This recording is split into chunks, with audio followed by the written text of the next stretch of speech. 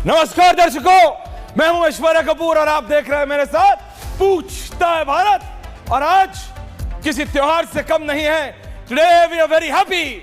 General GD Bakshi, major Toor, हम बात कर रहे थे कि वी विल हिट देम, हम मारेंगे। ये मेरा शर्मा 57 पे शो नहीं शुरू कर पाता है और हम पाकिस्तान में जाके अंदर पीओके नहीं, शर्मा कुछ सीखो इंडियन आर्मी से। ये पाकिस्तान में जाके मार के आए, एक नहीं, दो नहीं, 9 जगह 9 जगह। और इससे पहले मैं आज बिल्कुल सीटीपी का टाइम है। सीटीपी समझते हैं, कम टू द पॉइंट। और पॉइंट ये है, ये 9 जगहें थी कौन सी, ये 9 जगहें थी कौन सी, एक एक करके मैं बता रहा हूं। हम बता रहे हैं, ये बाल ठीक करना छोड़िए गरिमा, हमने पाकिस्तान के बाल नहीं, हाल बाल चाल सब बिगाड़ दिया, सब बिगाड़ दिया। उसको समझ नहीं आ रहा है पाकिस्तान को। दर्शकों, ये बहुत पहले हो जाना चाहिए था, आई एम राइट, लेकिन हर चीज का एक समय होता है। लिखी होती है हर चीज, लिखी होती है। ये पाकिस्तान में होता ना, पाप का घड़ा भर गया टाइप सिचुएशन। ये पाकिस्तान का पाप का घड़ा भर गया था। उसको लगता था वो अपने 2-3 आतंकी भेजेगा, भारत की सीमा में घुस जाएंगे, निहत्थे हिंदुस्तानियों को मारेंगे,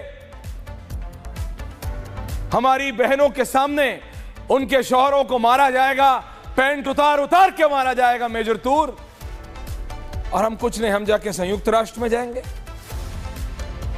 वो जो व्यक्ति है जिसने मसूद अजहर के घर में कहा, जो पाकिस्तानी मीडिया वाले चला रहे हैं, अरे ये मोदी है, अरे मोदी ने सब बदल दिया, मोदी अब किसी को नहीं छोड़ेगा। जी आप ठीक बोल रहे हैं, समझा दीजिए चाचा ताऊ जो भी लगता है आपका, ये मसूद अजहर उसको भी नहीं छोड़ेगा मोदी।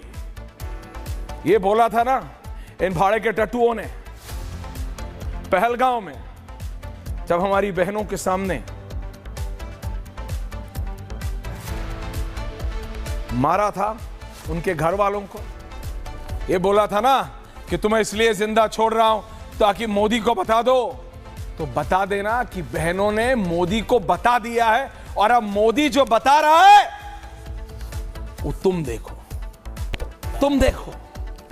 जो पाकिस्तानी मीडिया, जो पाकिस्तानी सरकार रुदाली गा रही है, जनरल बख्शी सुबह से रुदाली गा रही है। एम्बेसडर वोरा देख के अच्छा नहीं लगता कि लोग रो रहे हैं, लोग बिलख रहे, लेकिन हम क्या करें? What do we do? You left no option with us. कुछ मौका नहीं छोड़ा, कोई और रास्ता नहीं छोड़ा इस पाकिस्तानी सरकार ने, इस नपुंसक पाकिस्तानी सरकार ने। क्योंकि वहां सरकार तो आर्मी और आईएसआई चलाती है, और वो प्रधानमंत्री बनना चाह रहा था। उसने प्रधानमंत्री बनने के चक्कर में ये 2-3-4 भाड़े के टट्टू हिंदुस्तान में भेज दिए, हमारे निहत्थे लोगों को मारा। अब जब हम मार रहे हैं वापस, और चुन चुन के मार रहे हैं, क्योंकि अब समय भी हमारा है, तरीका भी हमारा है, और बंदूक भी हमारी है। कहा था हमने, we will hit, and when we will hit, when we will hit, the world will see। ये हमारी तरफ से दुनिया को एक तोहफा है। We have given a gift tonight। और yesterday early morning हमने ये दुनिया को तोहफा दिया है। हमने आतंक पे वार करके, आतंक के उन 2-3 नहीं 9 जगह जहां आतंक पाला पोसा जा रहा था, जहां आतंक पढ़ाई या धर्म के नाम पर पनपाया जा रहा था, क्योंकि वो जब बड़े होते उनको खेलने के लिए सिर्फ हिंदुस्तान में नहीं दुनिया भर में छोड़ देता है ये पापी पाकिस्तान। इसलिए the world should be happy. Ambassador साहब, जो लोग 48 घंटे पहले तक भारत को ज्ञान देना चाह रहे थे, बहुत ज्ञानी बन रहे थे, उनके लिए जयशंकर जी ने कहा था don't be a preacher, we need a partner. And we meant it. ज्ञान मत दीजिए, ज्ञान पे आए तो हिंदुस्तान से बड़ा ज्ञानी ना मिलेगा कोई। और जहां तक पाकिस्तान की बात है, व्हाट इज पाकिस्तान? है क्या पाकिस्तान? हमारा दिया हुआ एक टुकड़ा है। किस लिए दिया था? रो रहा था, रो रहा था, रो रहा था, दे दिया। अब वो अपने आप को इतना बड़ा समझने लगा कि हमको रुलाएगा। माई प्रॉब्लम इज दिस,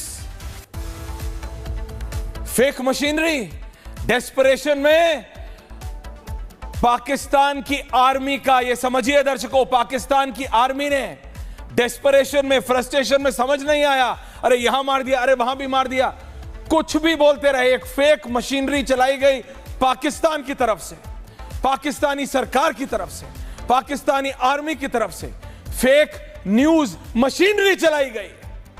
पहले बोला गया भारत के प्लेन गिर गए, अरे भारत ने प्लेन पार ही नहीं कराया तो गिरेगा क्या?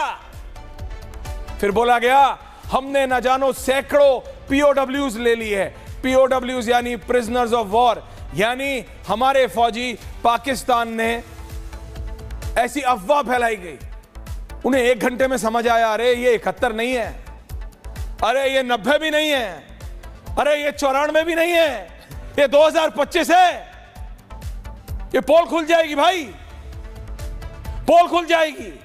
ऐसा नहीं है कि एक पुरानी मारुति 800 में पाकिस्तान में आग लगा दो खेत के बीच में और बोलो ओ देखो देखो देखो प्लेन गिर गया। इस सुबह तक हर आदमी के पास में मोबाइल, वो पता लग जाएगा क्या हो रहा है। और यही हुआ, 3 घंटे के अंदर 18 ऐसे ट्वीट थे। ये इसलिए बता रहा हूं क्योंकि पाकिस्तान असली में जंग का काउंटर नहीं दे रहा था, वो सिर्फ सोशल मीडिया रिटेलिएट कर रहा था। वो सिर्फ अपने लोगों को ये बताना कर रहा था, देखो देखो देखो हम कुछ कर रहे हैं, हम कुछ कर रहे हैं, देखो हम पे मत सवाल करना, कुछ कर रहे हैं। That is it. हम पाकिस्तान में घुस के मार रहे थे, हमारी मिसाइल्स, हमारे रफेल्स हमारे एयर स्पेस में थे। ये अगर एलओसी है तो हमारे रफेल यहां थे और यहां से मारे हैं हमने, यहां से अंतरराष्ट्रीय इंटरनेशनल बॉर्डर या एलओसी क्रॉस नहीं किया हमने। Can I have the map now? और वो फेक न्यूज पेडल कर रहे थे। Now it's time. इससे पहले मैं अगले 1 मिनट के अंदर जनरल साहब के पास जाऊं, ये जल्दी से मैं बता रहा हूं ये 9 जगहों की इंपॉर्टेंस। पोजीशन नंबर 1, पहला बहावलपुर, गरिमा पहला चलाते हैं। ये मरकज सुभान अल्लाह पाकिस्तान, ये NH5 कराची तोरखम हाईवे के पास है, ये आउटस्कर्ट्स में है। बहावलपुर कराची मोड़ पाकिस्तान में है। ये 2015 से ऑपरेशनल है।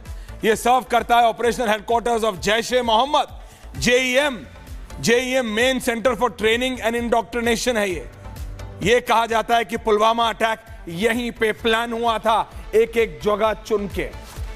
अजीत डोवाल NSA ने एक एक जगह चुन के, इसके बारे में भी जनरल साहब आपको ज्यादा बताएंगे। कर्नल साहब जुड़ रहे हैं, मेजर भी जुड़ रहा है मेरे साथ। एक एक जगह चुन के चुनी है। ये फैसिलिटी इंक्लूड करती है जो हमारी पहली मिसाइल थी, पहली, ये इंक्लूड करती है घर जेईएम चीफ मौलाना मसूद अजहर का, जो डिफैक्टो चीफ है, मुफ्ती अब्दुल रऊफ असगर, मौलाना अमर और जितने बाकी इसके परिवार वाले हैं। वो परिवार वाले रो रहे हैं और ये अभी वो मर गए, ये रो रहा, ये कह रहा मैं भी मर जाता। हाँ मर जाता तू, दुनिया चाहती है तू मर जा, 140 करोड़ भारतीय चाहते हैं ये तू मर जाता, तू मर जाता। दूसरी पोजीशन मरकज तैयबा, मुरीद के, सॉरी फॉर माय प्रोनाउंसिएशन, मेरे उच्चारण के लिए माफी चाहता हूं मैं। सुबह 1:30 बजे से लाइव है, थैंक यू फॉर अंडरस्टैंडिंग। मुरीद के मरकज तैयबा, ये नंगल सादान मुरीद के शेखपुरा पंजाब में है। ये 2000 से जारी है। Can I have graphic number 2 Garima? 2, thank you. ये मेन एलईजी ट्रेनिंग सेंटर है। ये प्रोवाइड करता है arms training and religious indoctrination. ये रिक्रूट करता है पाकिस्तान के अंदर के और पाकिस्तान के बाहर से जो लड़ाके आते हैं। इस समय बताया जा रहा है करीबन हजार आतंकी यहां पे मौजूद थे। ओसामा बिन लादेन कहा जाता है इसको फाइनेंस किया था इस बिल्डिंग को बनाने के लिए। यहां जो गेस्ट हाउस है वो भी, और ये धर्म के नाम पे जो बिल्डिंग चलाते हैं वो भी। ये फैसिलिटी इस्तेमाल हुई थी 26/11 मुंबई अटैकर्स के लिए, इंक्लूडिंग अजमल कसाब। ये अजमल कसाब यहां से भेजा गया था। एक भी जगह ऐसी नहीं है जिसका अपनी इंपॉर्टेंस ना हो। तीसरी, सरजल, दरखा, कला में पाकिस्तान जैश ए मोहम्मद लॉन्चिंग फैसिलिटी थी यहां पे।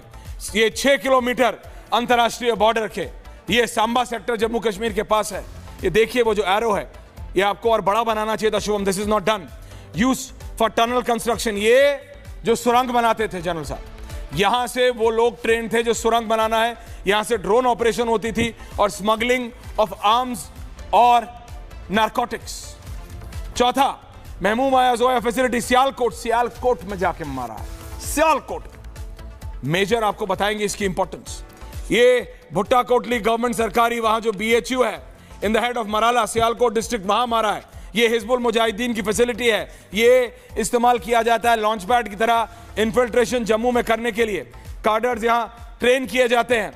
और मैं आपको बता दूं, ये फैसिलिटी इज कमांडेड बाय, इसका इंचार्ज है मोहम्मद इरफान खान, जिसको इरफान टांडा भी कहते हैं, जो कहा गया है कि जम्मू में पिछले 8 सालों में मल्टीपल अटैक्स करने के पीछे है। तो मैं बता रहा हूं, एक एक जगह ऐसी चुनी गई है, ऐसी।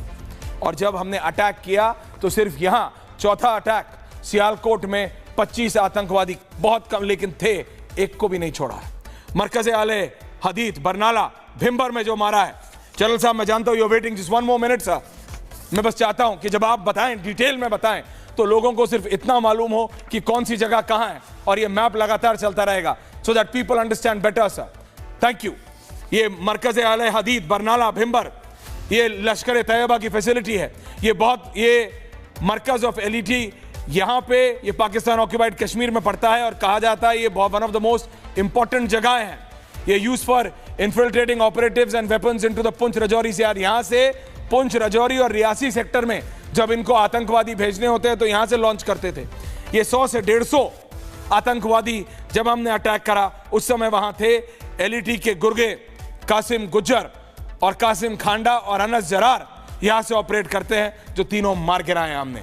मरकज अब्बास कोटली, ये छठा अटैक जो था, छठा अटैक कोटली, पाकिस्तानी ऑक्यूपाइड कश्मीर। दोबारा JEM की फैसिलिटी है। हमने कोई सिविलियन जगह मारा नहीं है जी, हमने कोई अभी आर्मी इंस्टॉलेशन पे मारा नहीं है, क्योंकि ये लेवल ऑफ एस्केलेशन नहीं किया है, सिर्फ बदला है। और अगर पाकिस्तान ने जुर्रत की देन वी रिटेलिएट, तो उस एस्केलेशन का जिम्मेदार पाकिस्तान और सिर्फ पाकिस्तान होगा, हिंदुस्तान नहीं। हमने सिर्फ पहलगाम का बदला लिया है, सिर्फ बदला। इट इज ओनली बदला, it is not an act of escalation. हम चीजों को बढ़ाना नहीं चाहते, हम भी नहीं चाहते, हिम्मत तुमने की थी। छठा कोटली में मारा, मैंने आपको बताया 100 से 125 JEM ऑपरेटिव उस समय वहां मौजूद थे। यहां पे पुंछ और राजौरी के लिए इस्तेमाल किया जाता था। 7वां, जल्दी से, मस्कर रहील शहीद, ये भी कोटली में मारा। हिजबुल मुजाहिदीन की फैसिलिटी है। ये HM का, हिजबुल मुजाहिदीन का सबसे पुराना ऑपरेशनल सेंटर है पाकिस्तान ऑक्यूपाइड कश्मीर में। ये इसकी काबिलियत है करीबन 150 से 200 आतंकवादी ये रख पाता है। ये कैंप स्पेशलाइज करता है arms training, sniping, bat action और सर्वाइवल स्किल्स। यानी आर्म्स ट्रेनिंग आप समझते हैं, स्नाइपिंग, दूर से बंदूक मारने, दूर से निशाना मारने वाले स्नाइपर जहां ट्रेन होते हैं। BAT, hand to hand combat जो आप सुनते हैं, यहां पे वो ट्रेन किए जाते थे। ये आतंकवादी जो पाकिस्तानी आर्मी यहां ट्रेन करती थी। और 8वां बट नॉट द लास्ट,